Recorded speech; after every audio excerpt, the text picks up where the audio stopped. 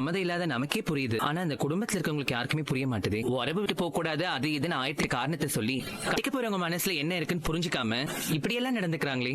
சரி மாப்ள, நான் ஒன்னு சொல்லிட்டா, கடைசி நிமிஷம் வரைக்கும் கடவுள் மேலேயும் உன் காதல் மேலேயும் நீ நம்பிக்கை வைக்கணும். ஏதாவது ஒரு ரூபத்துல நல்லது நடக்கும் நம்புவோம் மாப்ள. நம்பிக்கையை மட்டும் தளர விட்டுறாத மாப்ள. கண்டிப்பா நீங்க ரெண்டு பேரும் நல்லா இருப்பீங்க மாப்ள, நான் நம்புறேன். இது நடக்கும்ல? ஐயோ மறந்துட்டு சார். பரவாயில்ல பரவாயில்ல, இப்ப எழுதி கொடுத்துரு சார். சார் இது உங்களது சார், இது உங்களது சார்.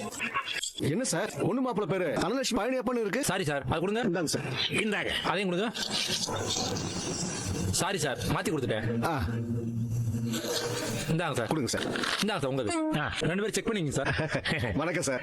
வணக்கங்க. என் பொண்ணுக்கு வர வெள்ளிக்கிழமை இந்த கோயில்ல கல்யாணம் வச்சிருக்கேன். நானும் தான் என் பொண்ணுக்கு வெள்ளிக்கிழமை இந்த கோயில்ல கல்யாணம் வச்சிருக்கிறேன். அப்படியா, ரொம்ப சந்தோஷம்.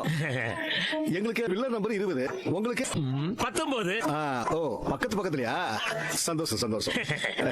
சார் பில்லர் ரெண்டும் பக்கத்துல பக்கத்துல இருக்கு, கொஞ்சம் அட்ஜஸ்ட் பண்ணிக்கங்க. மத்த இடத்துல எல்லாம் பராமரிப்பு பண்ணி போயிட்டு இருக்கு. மாமா நீங்க அத்தை தனோ எல்லாரும் வந்துட்டீங்கன்னா அப்படியே கல்யாணத்துக்கு தேவையான துணிமணிகள் நகை நட்டு எல்லாம் வாங்கிடலாம் பாருங்க.